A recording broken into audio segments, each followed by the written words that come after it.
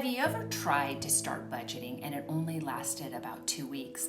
The problem isn't you. The problem is somebody handed you a full budget and said, here, do it. Keep receipts, track every dollar, categorize everything. And that just doesn't work for most people. My name is Kelly. I'm a financial coach, and I'm also the creator of the Buckets Make Sense budgeting system, where I teach people to divide their expenses into 3 simple buckets, which enables them to manage their money without tracking every dollar. Most of us walk around constantly doing mental math. We're asking questions like, did that insurance already come out? What's left in my account this month? Did I remember to pay that bill? Okay, what else do I have coming out before payday? And the main question that I hear is, what's next?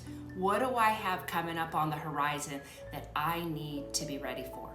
Then you are faced with an unexpected $20 expense. Only $20.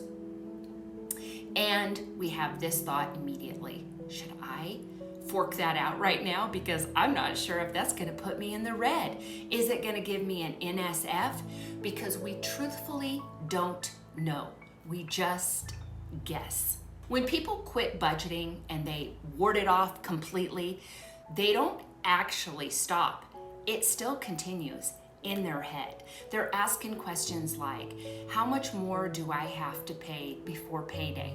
Do I have any more automatic payments coming out?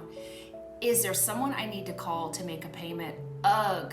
And so this gets exhausting. That's not a money problem. And truthfully, it's not an income problem. What it is it's an organization problem. That's good news, because we can fix that.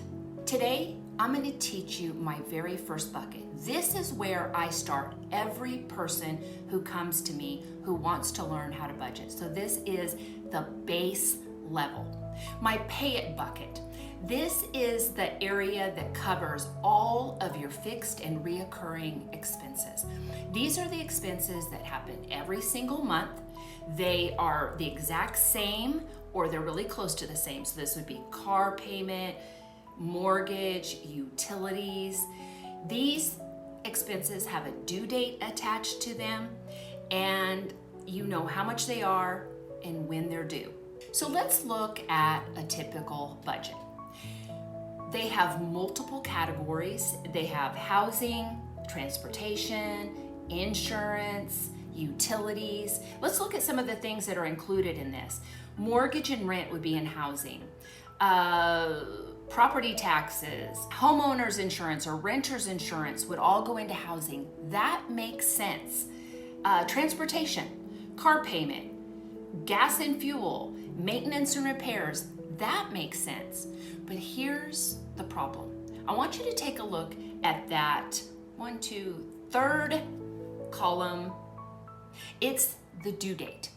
Now I want you to look at those and see how those due dates are completely confused. You have 1st, 15th, 20th, 5th, 12th, 20th.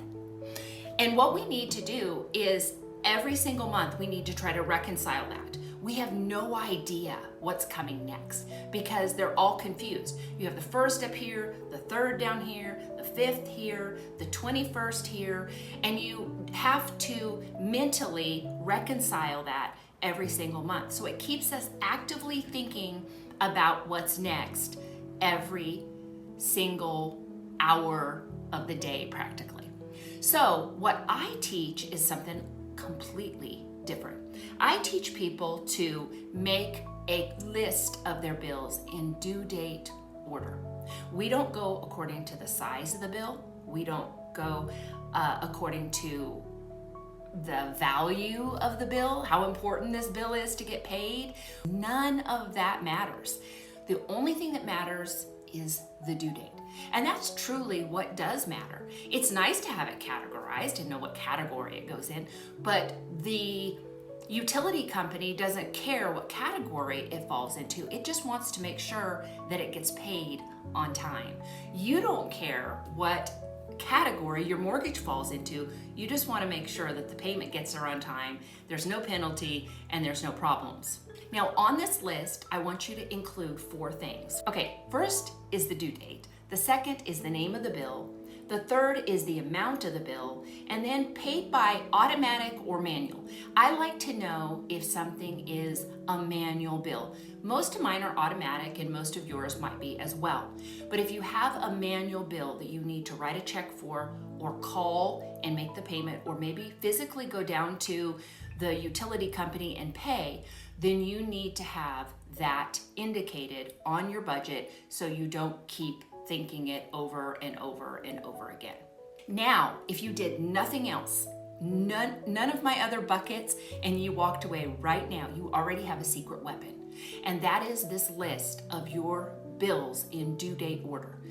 Now what I want you to do is, as a bill comes in, you check mark it off. So as your mortgage comes in, you check mark it. As your car payment comes in, you check mark it. And let me stop here and encourage you to be careful in this area. Don't check mark something just because it's due that day or you think it's going to come out of your account. Only indicate and check mark it if you see it clear your account. This will keep this list very updated and accurate. So now it's your turn. I want you to get out your phone, get onto your bank statement, go to your last bank statement, and you're gonna make a list just like I just described. But before you get started doing that, I want you to look for 3 things.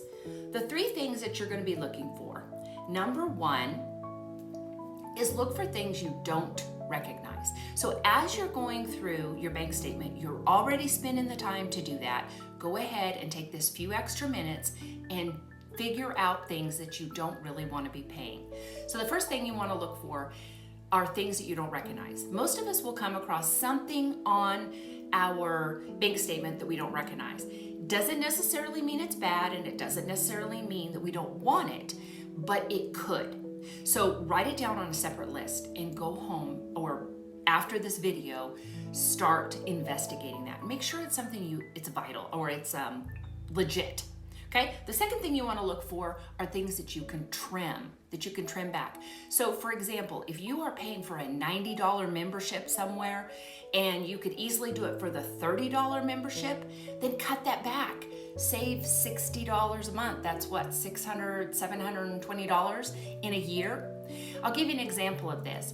When I got my membership at Planet Fitness, there were 2 membership fees, a $10 one and a $25 one. The $10 one is just your basic go in, work out, and leave. The $25, I think you can tan, and there's a few other benefits. And so I got the $10 package. Now, as I've worked with clients, I rarely find someone that has the $10 package at Planet Fitness. And when I ask them, hey, do you use the other benefits or do you just go work out? It's almost always the same answer. We just go work out.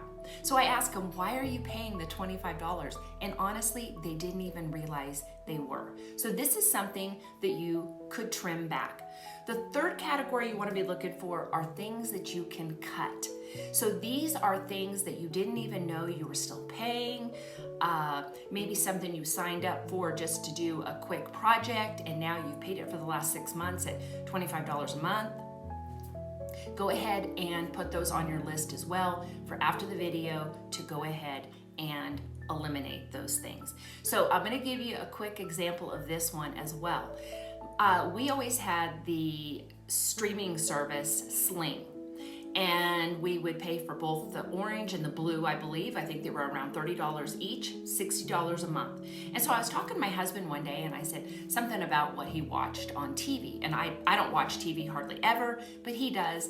And he said, oh, I don't really watch anything on Sling except for during football season. I'm like, what? Okay, football season is like 4 months long. That means for 8 months, we don't have to pay for Sling. And he's like, yeah, it's fine with me. So I called and I canceled Sling for 8 months of the year. Then when football season came around, he told me, I hooked it back up. We had it for 4 months. I saved myself $480 That's a lot of money just for being aware of one thing and cutting it out. Remember, with streaming services, you can have them disconnected like that, and you can have them connected like that. And so don't feel like if you get rid of something, oh, I'm going to be without it forever. You can hook it up anytime. Save yourself a couple of months if you're not using it. All right, so remember, these bills that you're looking for in your bank statement are going to be your fixed and reoccurring bills, and I'm going to put a list of them on the screen so that will help you as you're working through this. Remember, they are things that have a due date. They happen every single month. They are the exact same, or they're really close to the same every month, and these are the bills that you're going to put on this list. Then you're going to have a separate list of things that you want to investigate after the video. Go ahead and turn the video off or pause it for a second. When you're all done, come back. All right, so you have your list all created, and now you only have to keep up with the list. You don't have to keep up with all the mental math that's going on day in and day out. When a bill clears your account, you check mark the list. You can have this on paper if that's more comfortable for you, or you can have it in an electronic form. Obviously, electronic, you can move these things around if you've got them out of date order at times, but a paper one is completely fine as well, whatever works best for you. So now, no more mental math, no more juggling, trying to figure out how much you still owe, because now not only are you going to know what's next, but you're going to know what you still have due before payday. And so now your list does the remembering for you. You don't have to remember what is coming next or what you still have left before payday. You just simply look at your list. So if you're interested in learning my full Buckets Make Sense budgeting system, I have a link in the description to my mini course. The teaching portion of it only takes about an hour, and it takes about 2 hours for you to finish up the work that needs to be done to be ready with your brand new budget. Until next time, I hope this has been helpful to you. Oh, and one more thing. I have a free bill cleanup worksheet. It's in the description. The link is. Grab it and check that out. And that is actually the beginning portion. You'll be able to follow through with exactly what we just talked about on that worksheet. All right, I hope you have a great day, and I'll see you on the next video. Bye-bye.